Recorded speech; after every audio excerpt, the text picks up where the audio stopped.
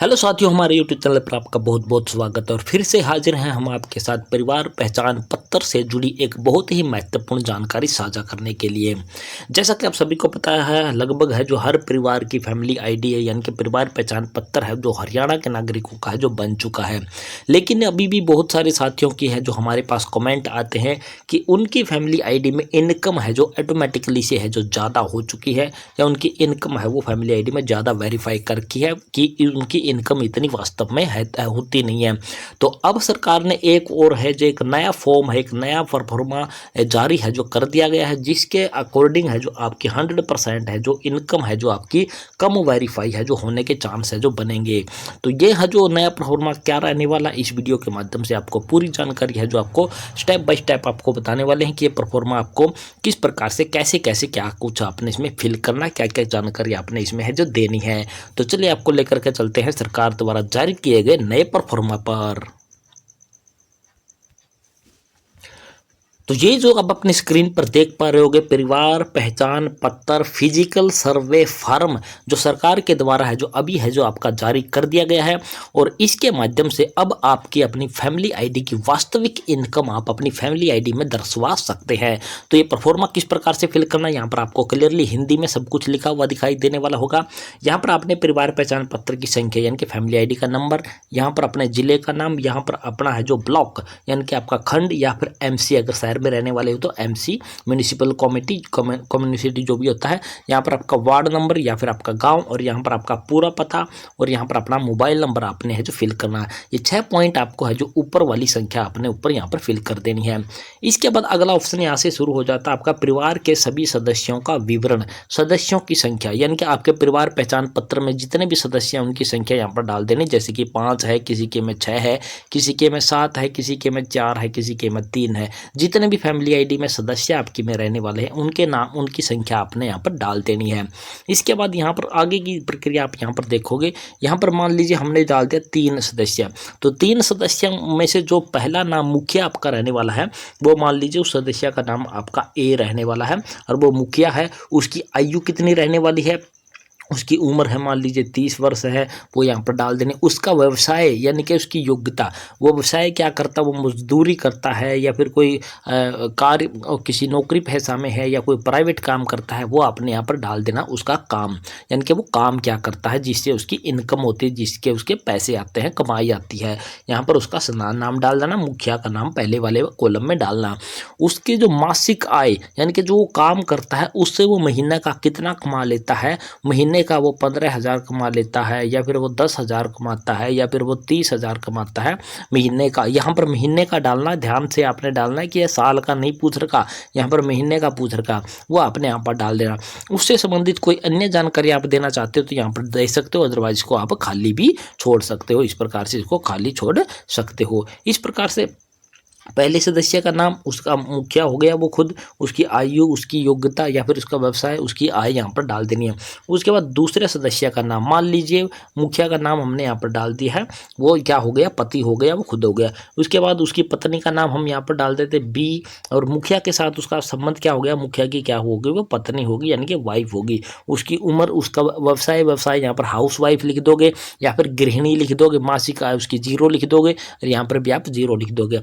और इसके बाद पॉइंट आ जाता है आपका तीसरा सदस्य जो आ जाता है आपका, वो आ जाता है उसका बेटा या बेटी, उसका जो भी आपका रहने वाला है, उसका मुखिया के साथ संबंध क्या है, उसकी बेटा है या बेटी है वो डाल देना, उसकी आयु, और यहाँ पर व्यवसाय, वो पढ़ाई वगैरह कर रहा होगा, बच्चा होगा तो और उसकी आय यहाँ पर आपने आगे इस प्रकार से आगे सारे सदस्यों के नाम आपने डाल देने जितने भी परिवार में आपके सदस्य रहने वाले हैं।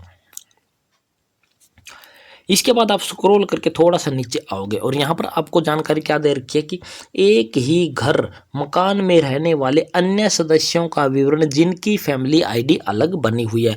मान लीजिए एक पिता के 2 भाई हैं और दोनों की शादी हो रखी है और वो एक ही छत के नीचे रह रहे हैं या फिर एक ही मकान में रह रहे हैं, तो वो दूसरे भाई की जो परिवार पहचान की पत्र की संख्या है वो संख्या यहाँ पर डाल लोगे। उस परिवार में यानी कि उस दूसरे भाई के कितने बच्चे हैं, यानी कि उनकी फैमिली आईडी में कितने सदस्य हैं है वो डालोगे, और संबंध आपके साथ उनका क्या है, कि आपका भाई है क्या है वो डाल देना। और अलग परिवार पहचान पत्र बनवाने का कारण क्या था, कि आपने अलग अलग परिवार पहचान पत्र बनवाए हैं, एक की बजाय आपने 2 परिवार पहचान पत्र बनवाए हैं, उसका कारण आपने यहाँ पर लिख देना। आप कारण यहाँ पर लिख सकते हो कि दूसरे भाई की अभी शादी हो चुकी है और उसके बीबी है, उसके बच्चे हैं, तो उसको भी है जो सरकारी योजनाओं का है जो अलग से लाभ लेना है, तो इसलिए उन्होंने अपनी फैमिली आईडी है जो अलग है जो बनवा रखी है। इस डिटेल यहाँ पर है जो आप यहाँ पर ये विवरण है जो आप यहाँ पर डाल सकते हो।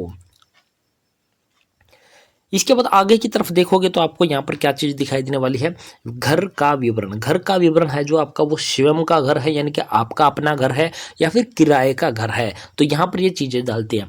अगर आपका स्वयं का घर है वो तो कितने गज का वो घर है, उसका निर्माण क्षेत्र कितने में हो रखा है, मंजिलों की संख्या कितनी है, कमरों की संख्या, मंजिलों का मतलब है कि नीचे हो गया फिर उसके ऊपर चुबारा बनवाते हैं हम, वो चुबारा हो गया उसके ऊपर चुबारा बनाते हैं, वो हम डाल देंगे 2 मंजिल है 3 मंजिला है। कमरों की संख्या, मीटर कनेक्शन नंबर आपका क्या है वो डाल देना है, और प्रॉपर्टी आईडी, अगर आप शहर में रहने वाले हो तो आपने यहाँ पर प्रॉपर्टी आईडी यहाँ पर है जो डालनी होगी। इसी प्रकार से अगर आप किराए पर रह रहे हो और आपकी अपनी फैमिली आईडी बनी हुई है तो मकान मालिक की फैमिली आईडी यहाँ पर डालनी है, मकान मालिक का नाम आपने डालना, मकान मालिक का मोबाइल नंबर डालना, और किराया आप कितना देते हो, मासिक किराया, महीने का किराया, और कमरों की कितनी संख्या आपने ले रखी है, और मीटर कनेक्शन नंबर आपका क्या रहने वाला है वो आपका है जो मकान मालिक वाला यहाँ पर है जो मीटर कनेक्शन आप यहाँ पर डाल दोगे। उसके बाद यहाँ पर है जो हस्ताक्षर होंगे उस सरपंच के या फिर उस वार्ड पार्षद के जहाँ पर भी आप रह रहे हो, और यहाँ पर है जो आवेदक के हस्ताक्षर, यानी कि जिसकी फैमिली आईडी यहाँ पर कि हम इनकम कम करवाने के लिए फॉर्म भर रहे हैं उसका जो मुखिया है फैमिली आईडी का उसके सिग्नेचर यहाँ पर है जो हो जाएंगे। ये आपका पहला पेज यहाँ पर कंप्लीट हो जाता है। इसके बाद आ जाता है इसका पेज नंबर 2। पेज नंबर 2 में आपने क्या चीज़ डालनी है वो आप यहाँ पर देख लीजिए। यहाँ पर वही फैमिली आईडी नंबर जो जिसमें हम इनकम है जो कम करवाने वाले हैं। घर की चल संपत्ति का विवरण या संख्या यहाँ पर आपने देनी है। तो आपके पास एसी है क्या घर में, आपके पास कूलर है तो कितने हैं, फ्रिज है तो कितने हैं, वॉशिंग मशीन, आपके घर में पंखे, ट्यूबलाइट, बिजली के बल्ब, टेलीविज़न, इसके बाद कंप्यूटर, लैपटॉप, मोबाइल फ़ोन, 2 पहिया वाहन यानी कि मोटरसाइकिल, और 4 पहिया वाहन यानी कि आपके पास कोई गाड़ी वगैरह है तो उसकी डिटेल आपने यहाँ पर देनी है। इसके बाद गैस कनेक्शन है कि आपके पास गैस कनेक्शन है तो उसका नंबर आपने यहाँ पर देना है। इसके अलावा कोई अन्य चीज़ आपके पास अवेलेबल है जो यहाँ पर नहीं आई है, जिनके नाम यहाँ पर है जो नहीं आए हैं वो भी डिटेल आप यहाँ पर है जो दे सकते हो। तो ये हो गया आपके घर की चल संपत्ति का विवरण और संख्या आपने यहाँ पर है जो डाल देनी है। तो ये हो गया आपका घर की चल संपत्ति से संबंधित आपका ब्यौरा। इसके बाद अगला ऑप्शन आ जाता है संपत्ति का विवरण। संपत्ति का विवरण है कि कृषि हेतु जमीन, अगर आपके पास कृषि हेतु जमीन है यानी कि आपके पास खेत है, जमीन है, किले हैं तो आपके वो आपने डाल देने कि कितने किले हैं। कृषि हेतु जमीन पट्टे या ठेके पर ली गई जमीन, अगर आपके पास अपनी जमीन नहीं है और ठेके पर लेकर के आप है जो खेती कर रहे हैं तो उसकी जानकारी देनी है।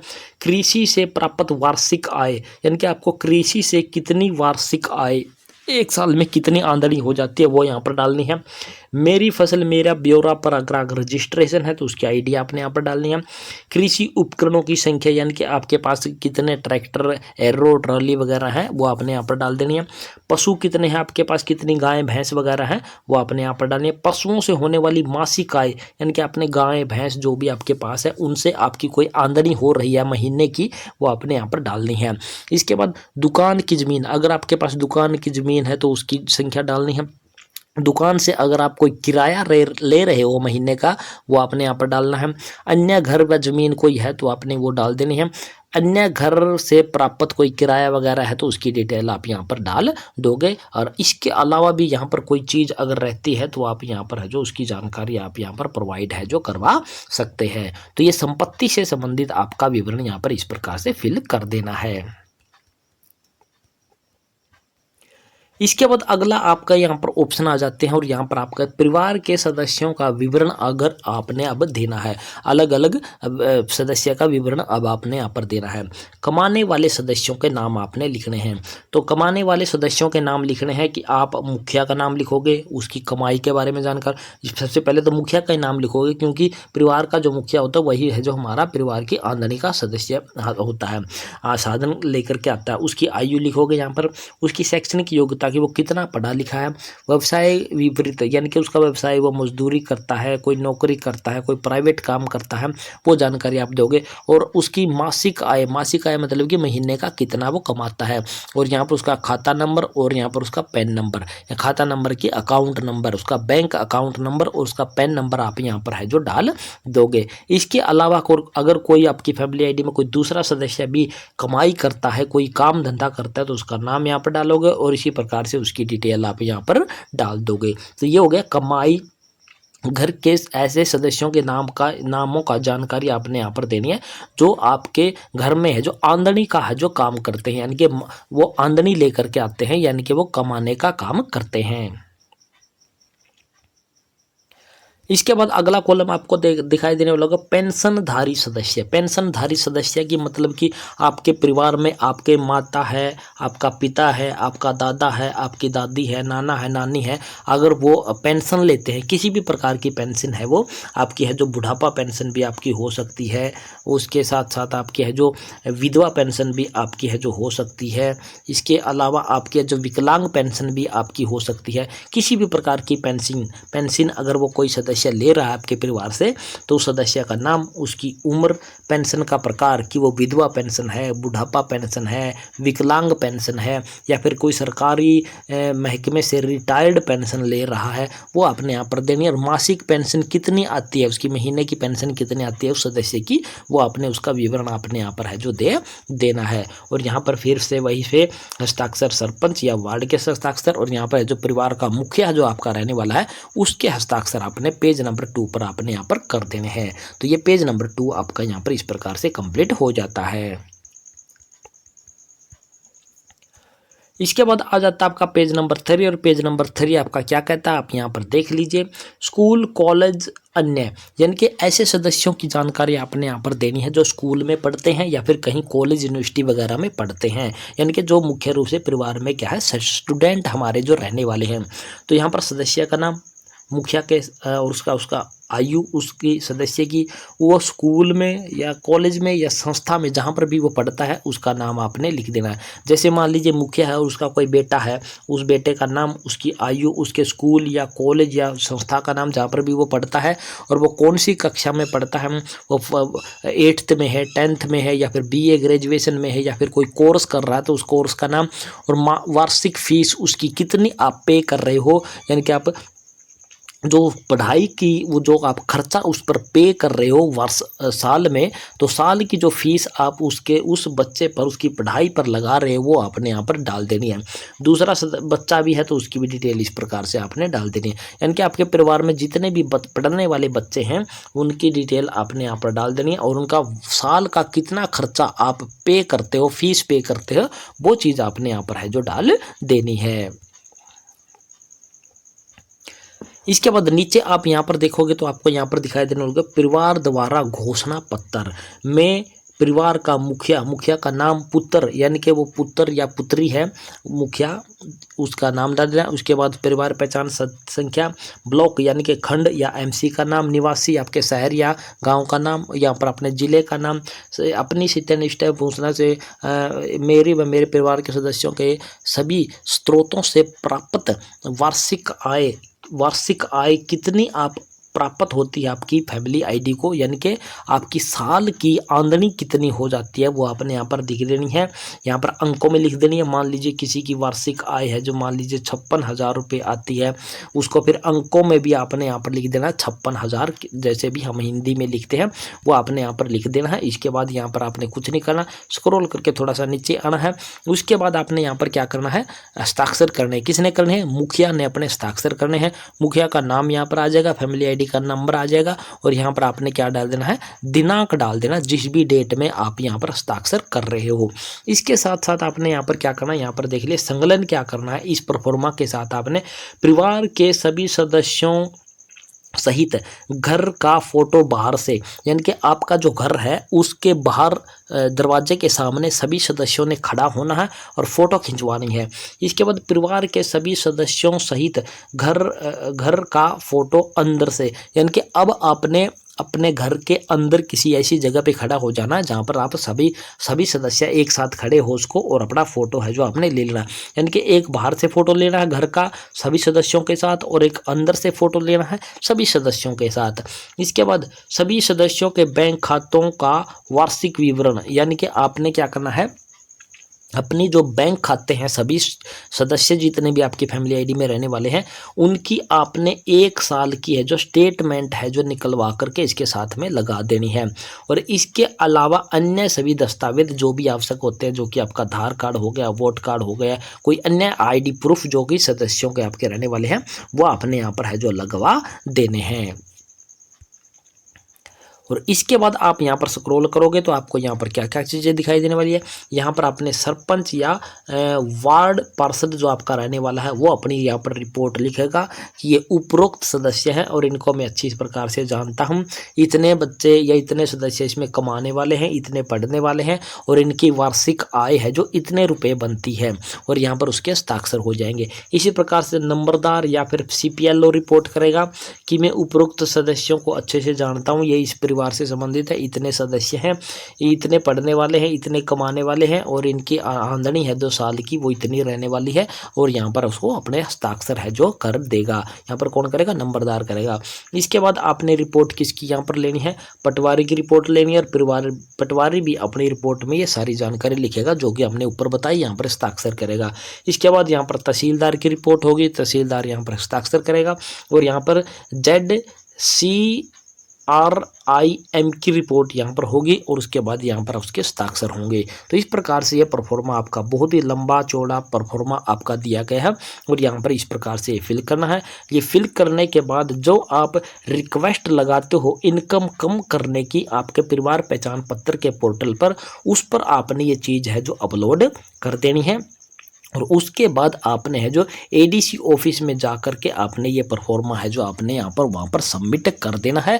और उसके बाद आपकी फैमिली आईडी की इनकम है जो इस परफॉर्मा के आधार पर है जो आपकी फैमिली आईडी की इनकम है जो आपकी 100% है जो आपकी क्या कर दी जाएगी, वेरीफाई कर दी जाएगी।